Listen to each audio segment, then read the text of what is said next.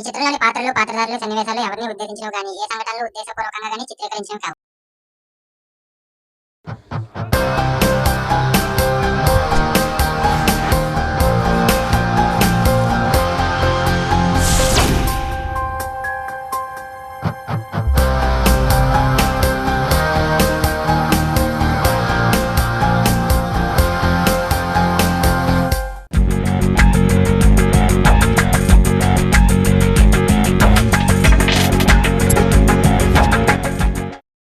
Sir start అయిపోయింది sir. ఓ start అయిపోయిందా? అంతా ఓకే కదా? కెమెరా ఓకే కదా? VH11 ఛానల్ న్యూ ఇయర్ సందర్భంగా గడిచిన సంవత్సరంలోని చిత్రాల యొక్క విజయాపజయాలు పక్కన పెట్టి ఆ చిత్రాల్లో యాక్ట్ చేసిన హీరోల్ని ఇంటర్వ్యూలు చేయడం అనేది జరుగుతుంది. వాళ్ళ విజయాలు ఎలా సాధించారు, వాళ్ళు ఎదుర్కొన్న ఒడిదుడుకులు ఎలాంటివి, అలాంటివి కనుక్కోవడానికే ఈ ఇంటర్వ్యూ. మరి ముందుగా మనం గత సంవత్సరం విడుదలైన సినిమాల గురించి కనుక మనం చూసుకుంటే ఎవరాడు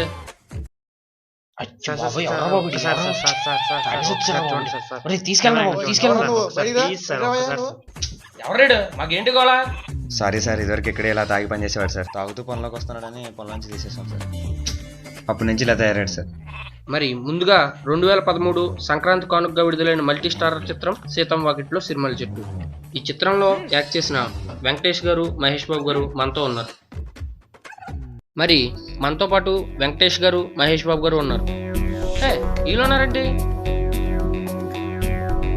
వీళ్ళెవర్రా? సార్ బాబులు ఎదురు బిజీగా ఉన్నారు సార్, అందుకే డబ్బులు తెచ్చాను సార్. కొంచెం మేనేజ్ చేయండి సార్, ప్లీజ్ సార్.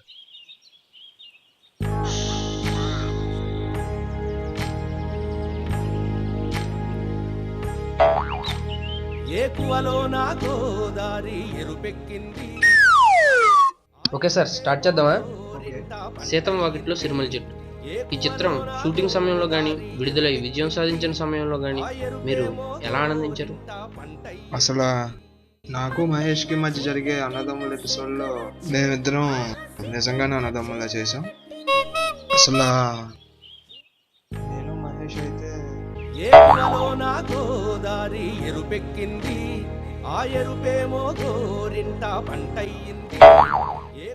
రేయ్ చెప్పరా? రేయ్ వినపడుతుంది, చెప్పరా బాబు. రేయ్ ఇదిగో బాబు, మీరేం చెప్పుకోవద్దు కానీ నేను అడిగిన దాన్ని సమాధానం చెప్పండి చాలు. సీతం వాకిట్లో సిరిమల్ల చెట్టు మంచి విజయాన్ని సాధించింది. తర్వాత వచ్చిన షాడో చిత్రం ఆశించినంత విజయం సాధించకపోయినా మసాలా చిత్రం మళ్ళీ ప్రేక్షక ఆదరణ బాగా పొందింది. దీన్ని బట్టి మల్టీ స్టార్ చిత్రాలు మీకు బాగా కలిసి వస్తున్నాయి అనుకుంటా. అలా ఎలా కుదురుతుంది? పెద్దానికి లిమిట్ ఉండదు. ఆ కాకి ఎప్పుడు అలాగే ఉండిపోతా ఉండదు.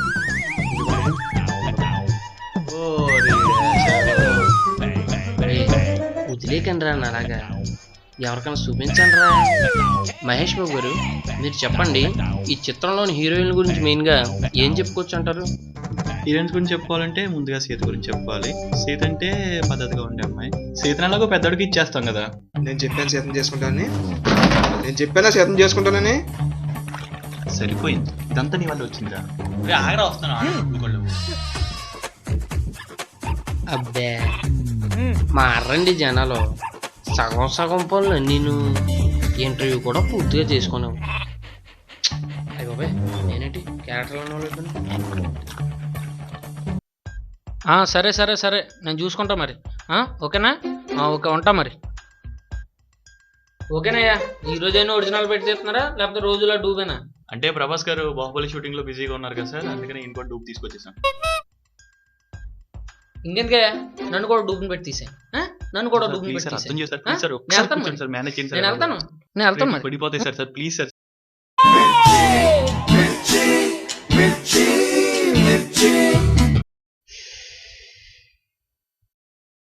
ఓకే, కెమెరా అంతా ఓకే కదా?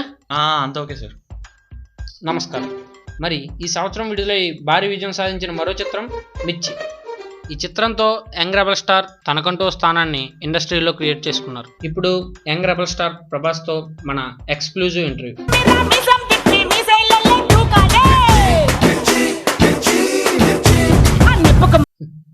అదే ఇద్దరం కాకపోతే ఈడి ప్రభాస్ ఏంటి, వీడికి నేను ఇంటర్వ్యూ చేయడం ఏంటి? నమస్కారం అండి ప్రభాస్ గారు. మిర్చి సినిమా విడుదలయ్యి గొప్ప సక్సెస్ సాధించింది. మంచి కలెక్షన్ సాధించింది. ఆ సక్సెస్ని ఎలా ఫీల్ అవుతున్నారు సార్? యాక్చువల్గా మిర్చి సినిమా అనేది సినిమా గురించి చెప్పాలంటే 1 సెకండ్.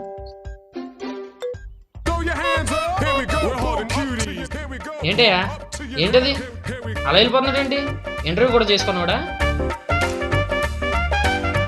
సారీ సార్, చిన్న ఫోన్ కాల్. రా నాయన, స్టార్ట్ చేద్దామా? ఓకే.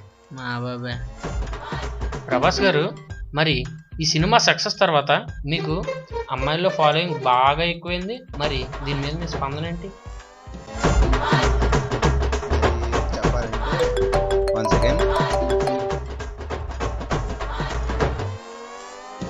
ఏంటే మాకు ఇది ఏంటి ఇలా అయితే నేను ఉన్నా సార్ ఒక్క నిమిషం సార్, వచ్చేస్తాను సార్ ప్లీజ్.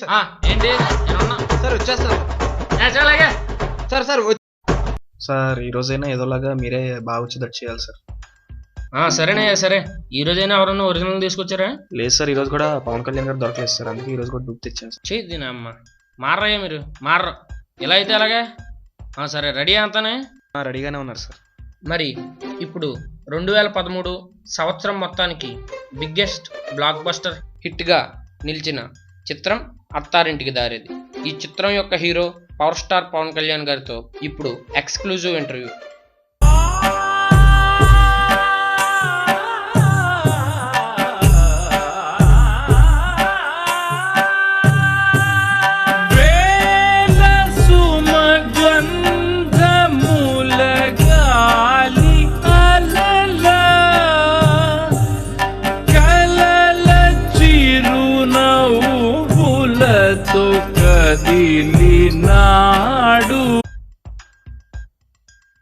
నమస్కారం సార్.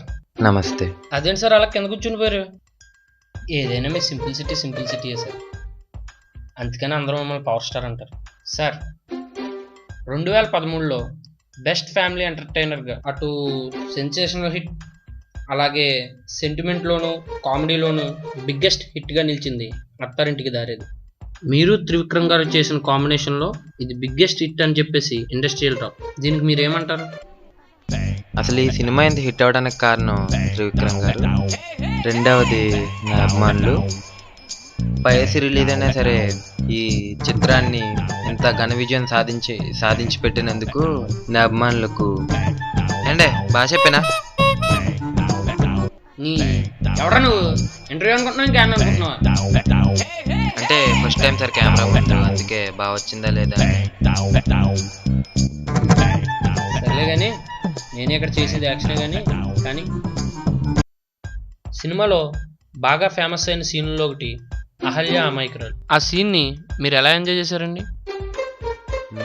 అంటే బ్యాక్ మీద కొట్టే సీన్ కదండి, చాలా బాగా ఎంజాయ్ చేశాను. ఆహా,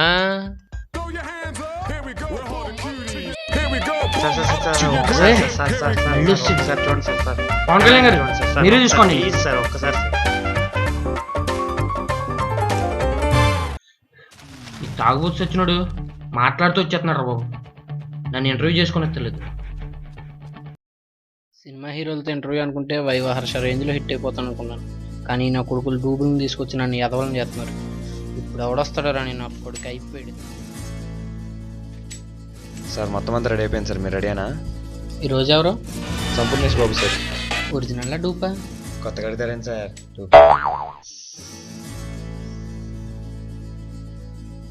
రమ్మని. Okay sir. అయిపోయాడు నా కొడుకు.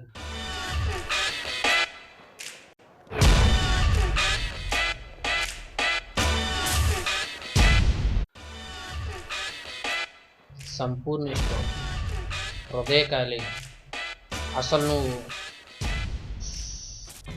మీరు ఎక్కడి నుంచి వచ్చారు, ఏం చేసేవారు, ఈ హృదయకాళి? ముందుగా VH11 ఛానల్ ప్రేక్షకులందరికీ నా నమస్కారం. My name is Sampoornesh Babu. నా అమ్మాయిలు ముద్దుగా సంపూర్ణ పిలుస్తారు. నేను అమెరికాలో టెక్సస్లో ఉండేవాడిని. నాకు కళలన్నా సినిమాలన్నా చాలా ఇష్టం, కానీ ఎంత సంపాదించినా తృప్తి ఉండేది కాదు. నేను ఎక్కువగా హాలీవుడ్ సినిమాలు చూసేవాడిని. తెలుగు సినిమాల్లో ఆ స్టేటస్ లేకపోవడం వల్ల నేను చాలాసార్లు డిప్రెషన్కి గురయ్యాను. నా ఫ్రెండ్స్, నా వెల్ విషర్స్ అందరూ ఎవరెవరో హీరోలు అయిపోతున్నారు, మీరెందుకు కాకూడదు అన్నారు. ఫస్ట్లో జోక్ చేస్తున్నాను అనుకున్నాను, బట్ నా కొలీగ్స్ కూడా అదే మాట చెప్పేసరికి వెంటనే ఇండియా వచ్చేసాను. పవన్ మహీకి గట్టి కాంపిటీషన్ ఇస్తానని స్టేట్మెంట్ ఇచ్చారు. స్క్రీన్ మీద గట్టి కాంపిటీషన్ ఇవ్వడానికి మీలో ఉన్న గొప్ప క్వాలిటీస్ ఏంటి? డాన్స్, యాక్టింగ్, మిగిలిన మీరు సినిమాలు చూడండి.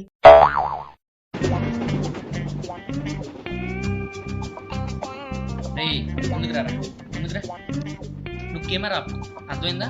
నువ్వు కెమెరా ఆపావు అంటే నువ్వు కెమెరా ఆపు, అర్థమైందా? నువ్వు కెమెరా ఆపరే. రే, నా చెయ్యి ఎక్కడ ఉందా, నీ చెంప ఎక్కడ ఉందిరా? రా దగ్గర. బాబాయ్ అలా కూర్చోరేంటండి? రే, అయినా నాకు తెలియక అడుగుతాను, నీకు మహేష్ బాబుకి పవన్ కళ్యాణ్కి పోలికేంట్రా? నువ్వు ఎక్కడి నుంచి వచ్చానన్నా? అమెరికా. అక్కడ నీకు ఎప్పుడు అర్థాలు దొరకలేదంట్రా? సరే కానీ నెక్స్ట్ క్వశ్చన్ అడుగుతాను. ఈసారి సరిగ్గా సమాధానం చెప్పలేదనుకో గోప గులాబ్ జామ్ అయిపోతుంది. సార్, అసలు ఈ డైరెక్టర్ మీకు ఎక్కడ దొరికాడు? సినిమా ఎలా స్టార్ట్ చేశారు సార్? అంటే నా ఫస్ట్ సినిమా చాలా పెద్ద డైరెక్టర్తో తీద్దాం అనుకున్నాను. ఎలా అంటే రాజమౌళి, పూరి జగన్నాథ్, రామ్ గోపాల్ వర్మతో తీద్దాం అనుకున్నాను. మళ్ళీ రారా దగ్గరికి రా.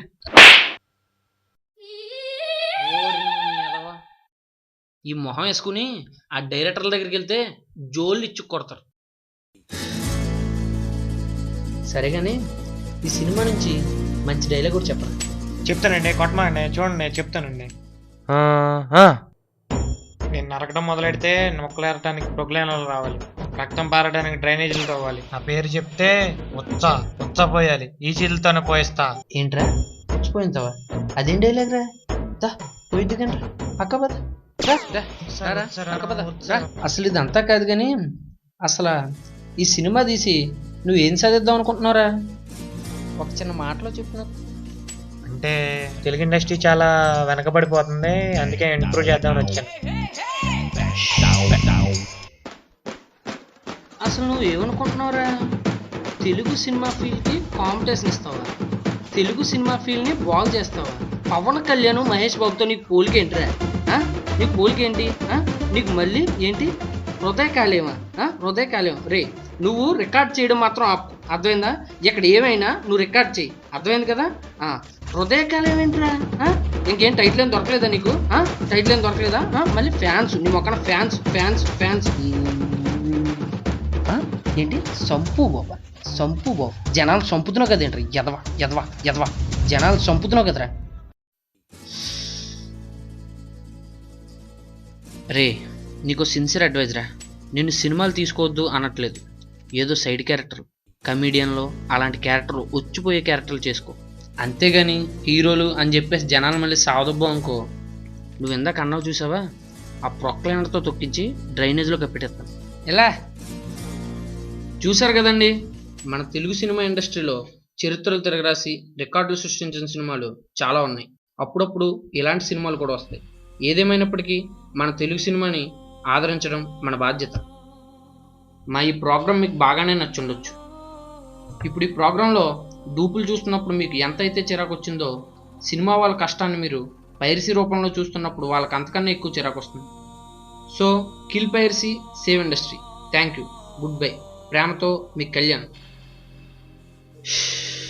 ఇంకెమెరా ఆపరా, అయిపోయింది.